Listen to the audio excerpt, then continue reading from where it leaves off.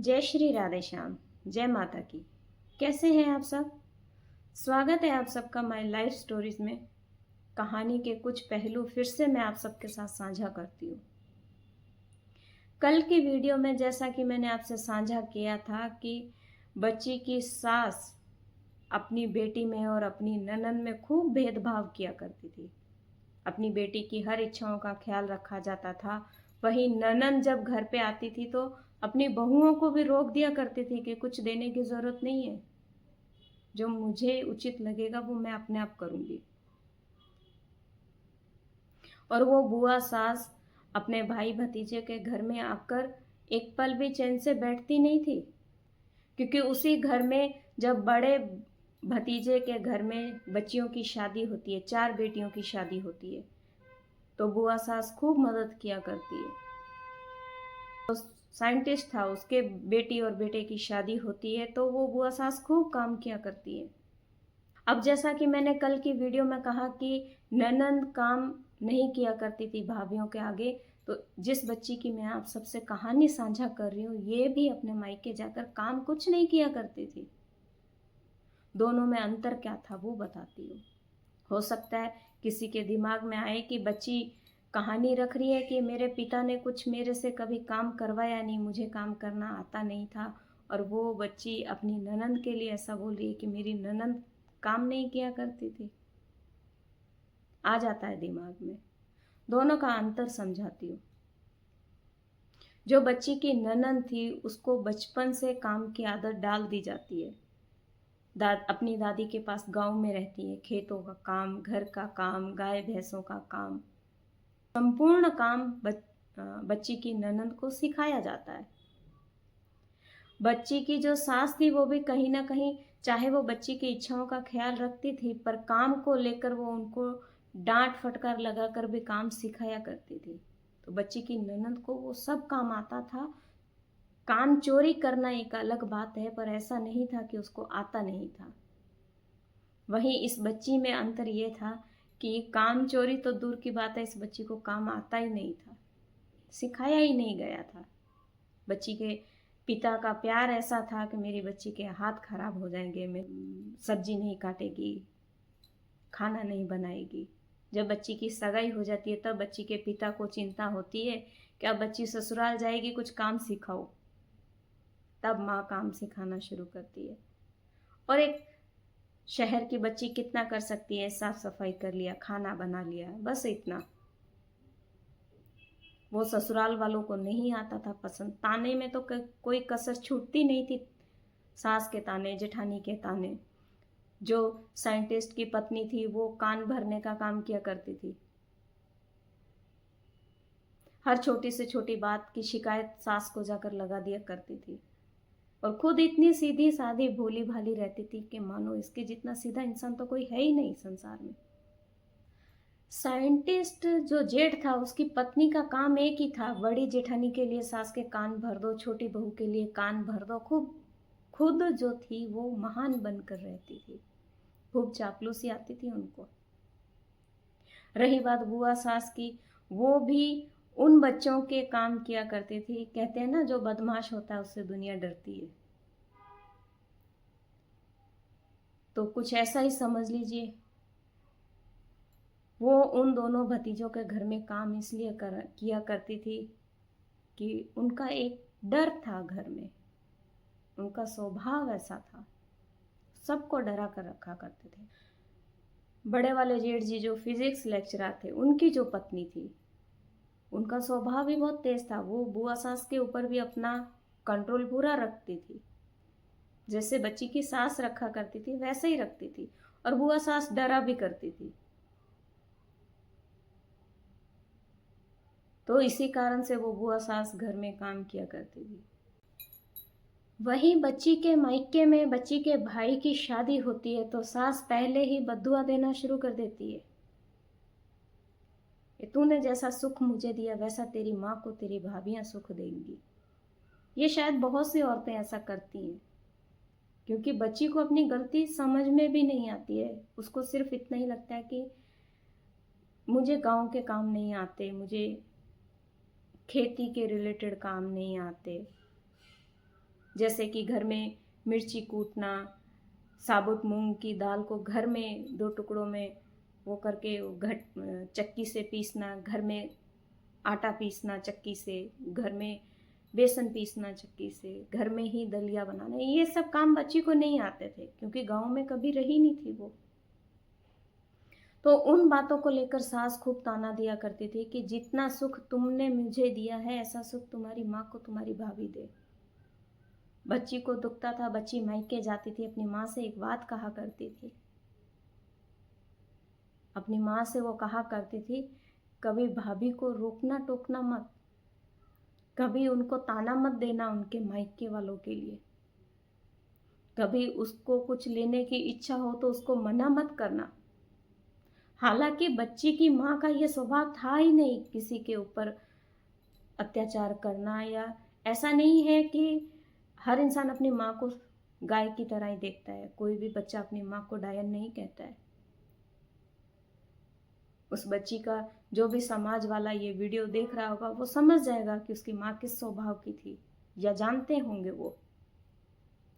उस बच्ची की माँ ने कभी अपनी बहुओं को रोका नहीं, टोका नहीं। बच्ची को भी लगता था मुझे मेरे ससुराल में एक बिंदी खरीदने की परमिशन नहीं है, ऐसा ना हो मेरी भाभीियों के साथ। तो वो अपनी माँ से अक्सर कहा करती थी कि भाभी के ऊपर ज़्यादा बंदिश मत लगाना। उस बच्ची की माँ ने कभी रोका टोका नहीं। फिर बच्ची के दूसरे भाई की शादी होती है, फिर से बच्ची की सास जो होती है फिर से बद्दुआ देती है, तुम्हारी माँ को तुम्हारी भाभियाँ मारेंगी, तुमने तो मेरे साथ इतना ही किया है। उस बच्ची को ये समझ ही नहीं आ रहा था मैंने किया क्या। कभी पलट के जवाब नहीं दिया, गालियां निकालती हैं तो वो एक जगह जैसे चिपक जाती है। फिर भी ऐसी बद्दुआ क्यों। फादर इन लॉ को जब पैरालिसिस अटैक आता है तो बच्ची के पति जो होते हैं वो अपने माता पिता को बच्ची के मायके भेजते हैं, क्योंकि वहाँ कुछ आयुर्वेदिक दवाई का कुछ इलाज करवाने के लिए। बच्ची के पिता को फ़ोन किया जाता है कि मेरे मम्मी पापा आ रहे हैं, आप इनको आयुर्वेदिक दवाई दिला देना। बच्ची के पिता किराए की गाड़ी करते हैं, उनको लेकर जाते हैं, 10 दिन तक उनका जितना उनसे हो सकता है संभव उतना ख्याल रखते हैं। बच्ची की सास जाकर बच्ची की भाभी को बोलती है, तेरी ननंद इतनी खराब है, मेरी बद्दुआ है उसको कि वो कभी सुखी नहीं रहेगी। कितनी भी भाभी अच्छी हो या ननंद की सास यदि जाकर भाभी के सामने ऐसा बोले तो एक पल के लिए शायद भाभियों को भी लग जाए कि शायद मेरी ननंद हो सकता है खराब हो। पर बच्ची के मन में यही था, अपनी माँ को यही समझाया करती थी, कभी भाभी को रोकना टोकना मत, कुछ 19-20 घर में हो जाए तो कुछ कहना मत, क्योंकि बच्ची को खुद को इतने ताने सुनने पड़ते थे। बच्ची का खुद का स्वभाव ही तेज था, क्योंकि मायके में वो अपने पिता के लाड प्यार में ऐसी पली थी कि वो मायके में पूरा आज़ादी से रहती थी। क्योंकि उस बच्ची ने जो ससुराल में देखा उसको हर वक्त यह होता था मेरे भाभी के साथ ऐसा घटित ना हो। अक्सर उसके दिमाग में एक ही ख्याल रहता था, मेरी माँ कभी मेरी भाभीियों को रोक टोक ना करे ज़्यादा, मेरे पिता ज़्यादा रोक टोक ना करे।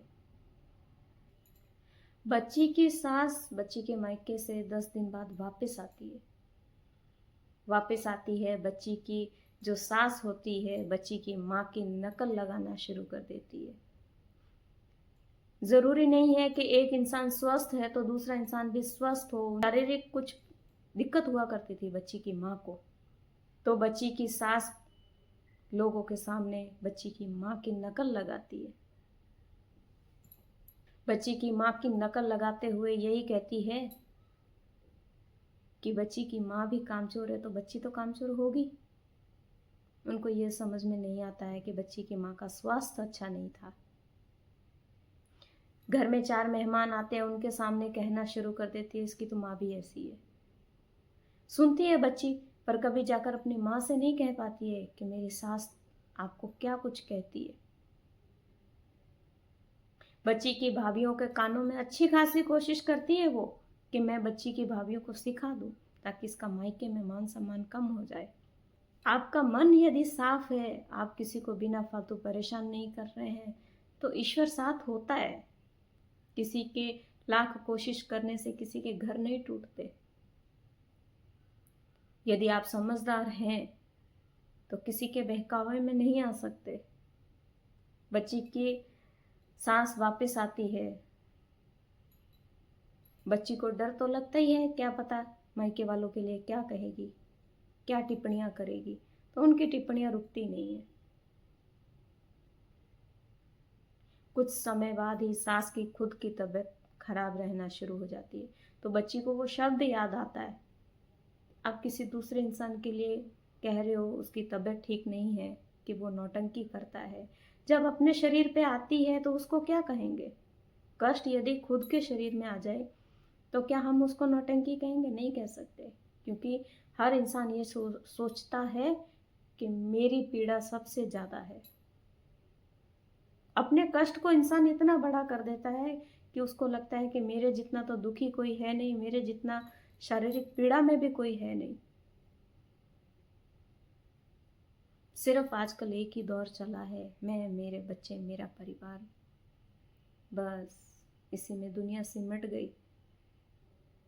वहीं कुछ बच्चियां ऐसी भी हैं कि जिनको किसी भी तरह की रोक टोक नहीं होती है, संपूर्ण इच्छा से वो जो उनकी मन की इच्छा होती है वो वैसे अपना जीवन व्यतीत करती हैं, फिर भी ससुराल वालों को बदनाम करते देर नहीं लगाती कि मैं तो यहाँ दुखी हूँ।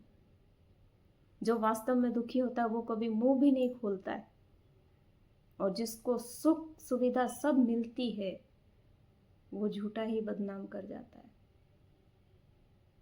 समझ ही नहीं पाते हैं कि ये दुनिया कैसी है, क्या सही है क्या गलत है। दुनिया बहुत कुछ सिखाती है।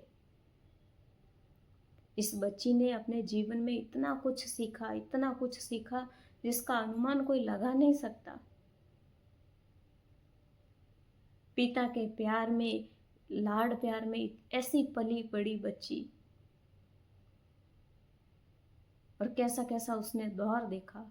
उसके बाद जब सास ससुर ने संसार छोड़ दिया, उसके जेठ जेठानियों ने कैसा कैसा अत्याचार किया। हमारे जीवन में जब संघर्ष आता है, चाहे वो ससुराल का हो चाहे निजी जीवन में हो, तो इंसान घबरा कर क्या कहता है कि भगवान मेरी परीक्षा ले रहा है। समझ नहीं पाते हैं हम कि भगवान परीक्षा नहीं ले रहा है, अपने बच्चों को मजबूत बना रहा है। इस बच्ची की ही कहानी को ले लीजिए। कभी उसने गुस्सा नहीं देखा अपने पिता का, कभी उसने काम नहीं किया अपने पिता के घर में, एक राजकुमारी की तरह रही वो, और उसके जीवन में कैसा संघर्ष आया, पर वो ईश्वर का हर वक्त शुक्रिया अदा करती है।